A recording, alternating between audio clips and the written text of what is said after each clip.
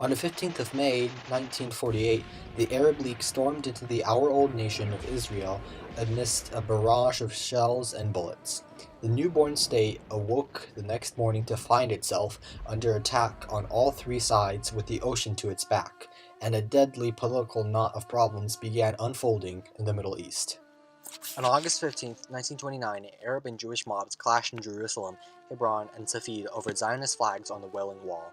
During a week of communal violence to follow, 133 Jews and 115 Arabs would be killed and many wounded. It was a part of a controversial conflict lasting to this very day with no end in sight. Ralph Bunche, one of the few UN experts on mandates to colonialism of the time, was tasked to bring this conflict to an end. Despite many initial setbacks and several failed drafts with the United Nations Special Committee on Palestine, Ralph Bunche steered Israel and the Arab League to a breakthrough compromise, lending both the UN and Israel international recognition. However, the peace was short-lived. The combatants refused to build on their armistice agreement, and the region degenerated into conflict again several years after Bunche's attempt to bring about stability.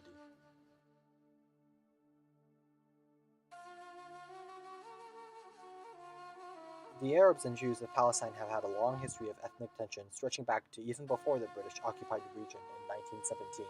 The rise of Zionism and the horrors of World War II had led to mass Jewish immigration to Palestine. The Arabs openly displayed hostility towards what they saw as unwanted encroachment, and the Israeli immigrants' non-local ethnicity and differing religious backgrounds only exacerbated the problem. For most of the 1940s, the Zionist side would have been much happier for the British to leave because the British had passed a white paper in 1939 drastically restricting Jewish immigration at really the worst possible time to restrict Jewish immigration. By 1947, Palestinian and Arab attacks against the British administration forced the colonial government to give up responsibility to the newly founded United Nations. It was the first important mission tasked to the UN, and it responded by creating the United Nations Special Committee on Palestine, UNSCOP, or UNSCOP for short. Made up of Ralph Bunche and representatives from various countries, they went to Palestine to investigate the situation on the ground. Bunche acted as the representative from the Secretary General and had to write a majority report on behalf of the Commission. Finally, on November 29, 1947, the United Nations General Assembly approved of an uneasy compromise creating two separate Arab and Jewish states in Palestine and the international city of Jerusalem, all linked by an economic union. It appeared that the issue was settled. Newly recognized Israeli peoples came out to dance in the streets, and the Jewish quickly set about to organize a provisional government. However, the conflict had only just started. The Arabs met the UN's resolution with deep hatred and rejected it. A three-day strike preceded calls for a holy war. The Arabs would refuse to organize their state.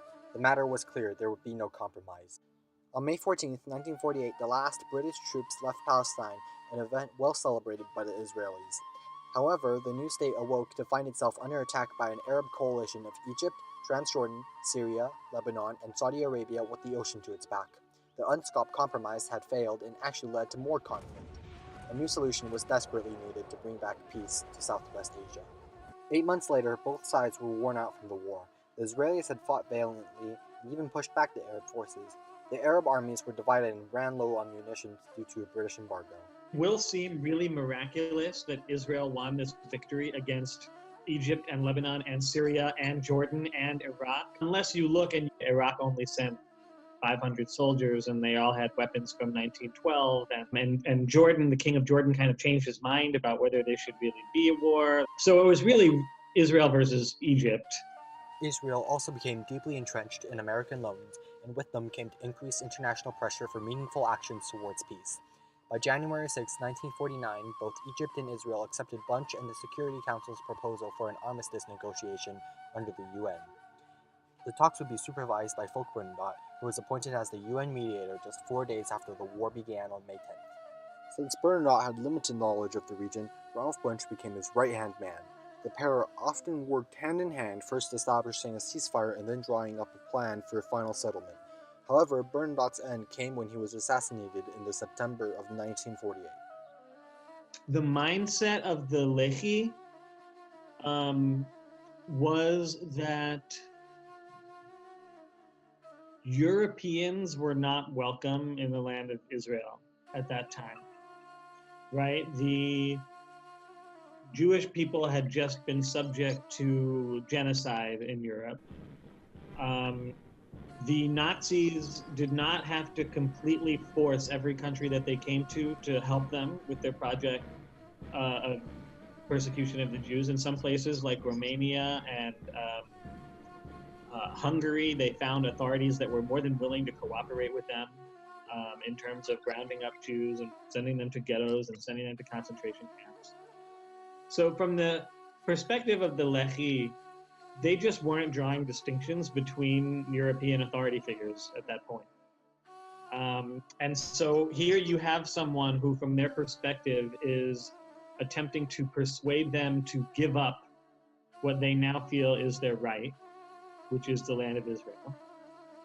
And I think they perceived that this would be an extremely effective targeted assassination because it would derail this process and it would prevent a peace agreement from coming about because they didn't want there to be a peace agreement. And I think you'll find this actually is a pattern that somewhat repeats throughout the later history of Israel and Palestine. Bunche would have to continue on. He was appointed by the Security Council later that month as acting UN mediator in Palestine. The extent of his troubles were apparent right away, as the Egyptians still had not recognized a newborn Jewish state. The delegates from either respective country were in no amicable mood towards the other when they first met. 1949. Bunche took special care to foster a friendly climate. The hotel that the delegates were staying in had recreational facilities where parties could mix and mingle informally. After dinner, he would assemble teams for a three-sided snooker game with drinks around a table and slowly diffuse the tension. In the atmosphere of friendliness, direct negotiations and discussions could finally take place. They showed us that the Egyptians were human like us, with similar emotions of pleasure when they were winning and of dismay when they were losing, and I hope and believe that the Egyptians observed the same human qualities in us. The negotiations proceeded slowly, with each delegation considering and rejecting draft after draft, forcing the UN to repropose different solutions again and again. Territory-wise, both sides were unwilling to meet halfway in the desert region of Negev, located in southern Palestine and containing a few successful Israeli settlements. Both sides wanted Bunche to convince the other.